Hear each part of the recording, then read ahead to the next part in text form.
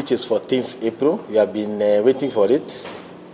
And all our members will conduct the nominations in all the polling stations countrywide for the 9th August general election. There will be exception of 3 constituencies, that is Nandi Hills, Nakuru Town West, and Narok South. There is an issue of we had a death of one of our candidates in Nandi Hills, who died through a road accident. In Nakuru West and Narok South, there was a little bit of mix-up of the ballot papers. So you'll be conducting those nominations on 19th April.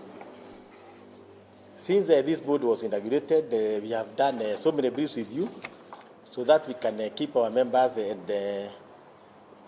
informed about all what you are doing.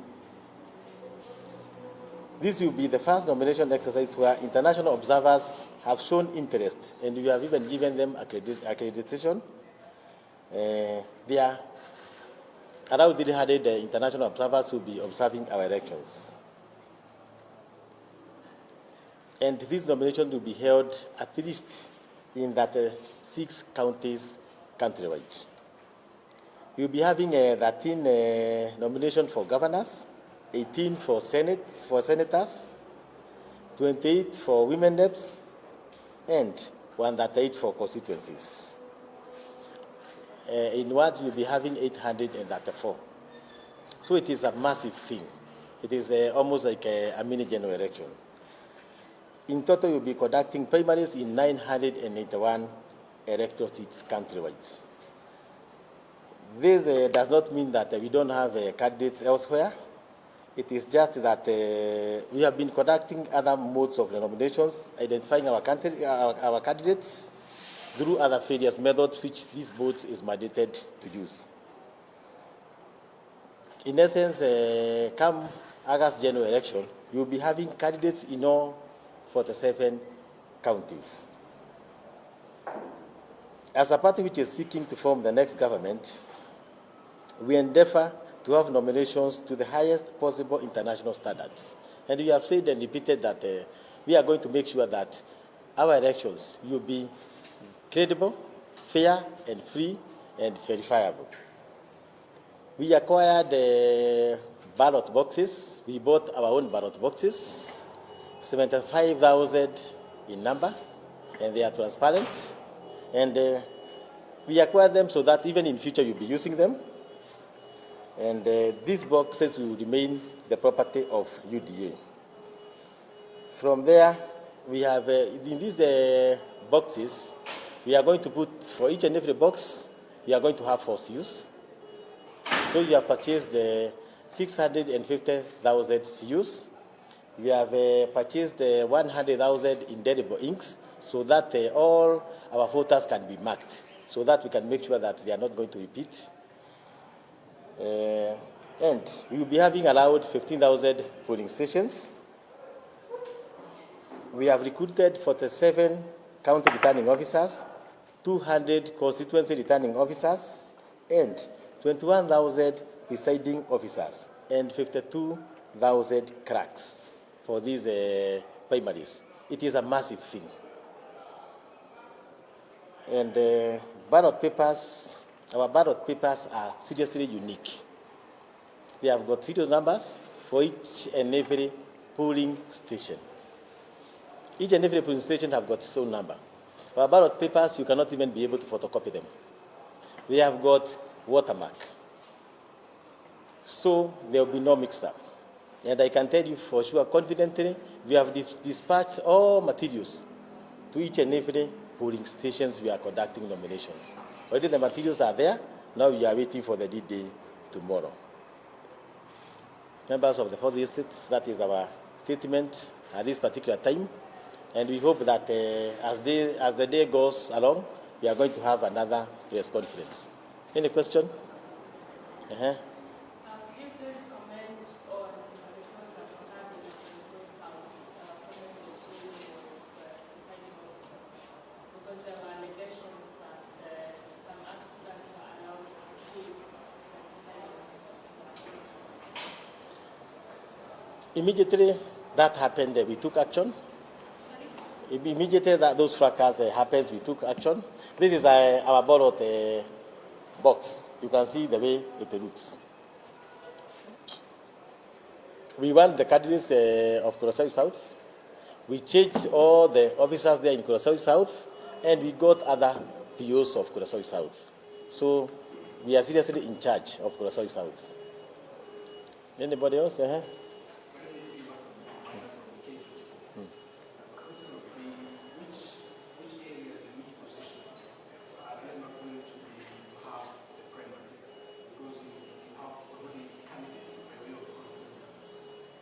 I've already said in the number of areas we'll be having, we'll be conducting our nominations. Like the governors have told you 13, the senators have told you 18. So the extra counties, we have already conducted, or we are going to continue conducting our nominations for using other modes of the nominations. So there's no problem. We will be having definitely like in Nairobi, already we did consensus. We have got a governor candidate through consensus, and we have got a senator candidate through consensus. The same case applies to Narok.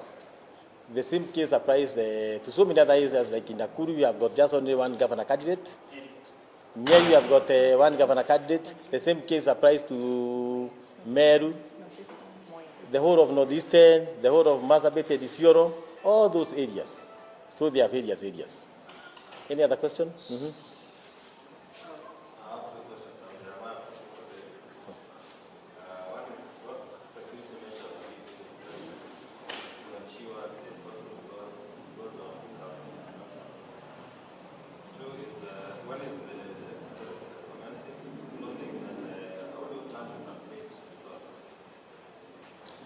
We have written to the IG, and he has promised that he is going to give us at least 2 uniformed police officers for all our polling centers. I know that they might not be having that capacity, but even internally we have organized for our own security people. We have told candidates to organize for their own security, but we'll be depending on the IG to give us police officers, at least 2 police officers for our polling centers. Number 2, our elections will be starting exactly at 6 in the morning, and they will be ending up at 5 in the evening. Then counting of the ballot papers will commence immediately. And we expect that we have told all the candidates that when they come to the counting in the counting halls, whenever the counting is happening, they can even record the counting. They can even in the social media to make sure that there will be no manner of any rigging, so that they can have the comfort. But there is a form all the aspirants will sign and take that form to the constituency tallying center. Then from there, at the constituency tallying center, the elections, the votes will be added up for the MCAs and MPs. Then for the other seats, the women rep, senators, and governors at the county tallying center. Mm-hmm.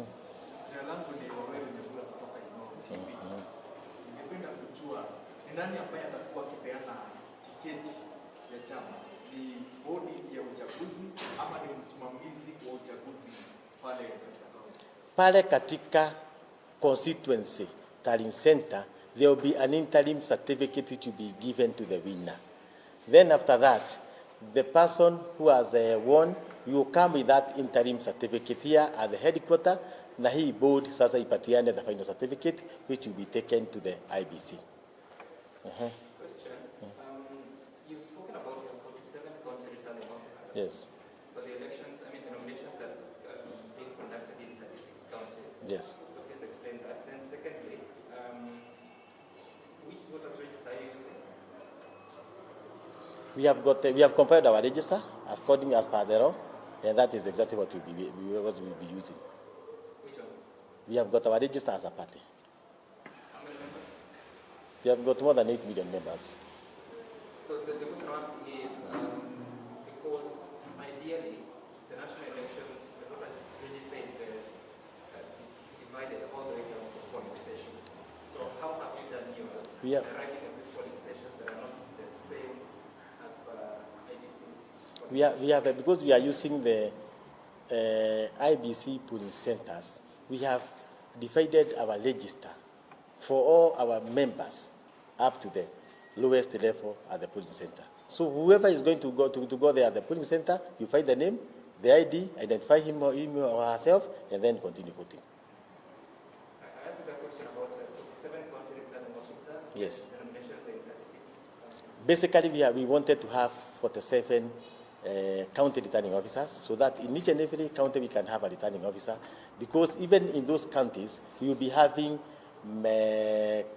aspirants who will be studying during August 9th election. The person who will give those people who are there, although maybe some of them are unopposed, they are one candidate who will give them the interim certificate. That is why they are there, for the issuance of the interim certificate. Because we'll be having candidates all over the country in 47 counties. My name is David Rickett, and my question is region specific, and in this case, Kericho County. We have a situation whereby one of the aspirants has decided to withdraw from the race and back another candidate as the running.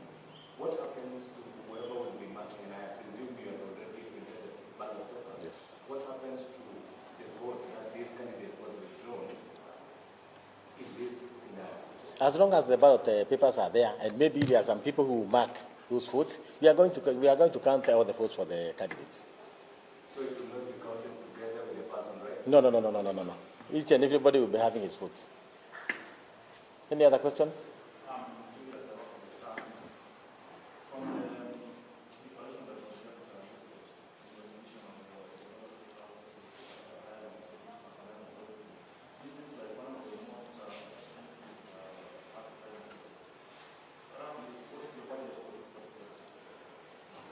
Let me tell you something, members of the state. Elections are presumed to be very expensive, but they are not. I can tell you we have used the minimum amount of money to conduct these elections.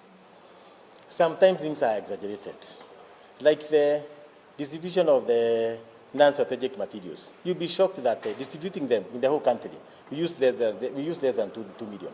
And they are there now in the polling stations, less than 2 million. So these figures which we are usually given, all of them are fake figures. We have done it with minimal expense, very minimal expenses. Just a question. There's a question that was asked by my colleague about the transmission of results. So how exactly will it be done? Once people have voted, they've been tallied, you actually said that aspirants will take the results to... No. Our officer will take the results to the county, to the constituency or county tallying center.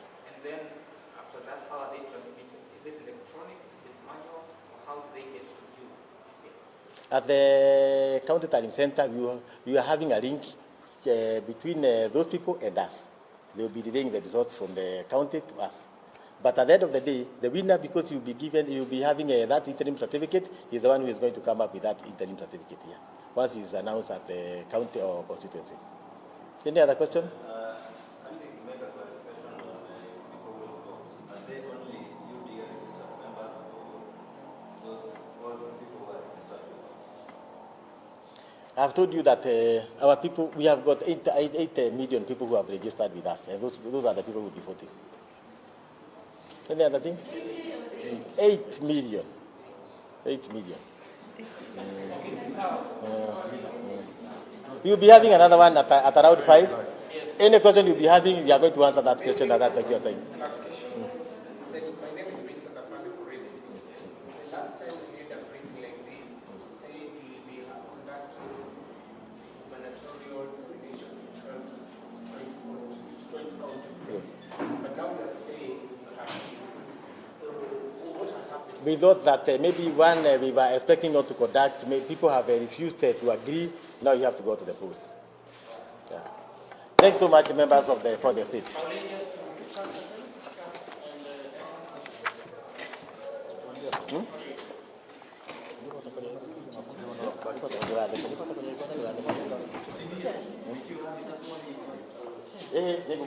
I don't have any problem.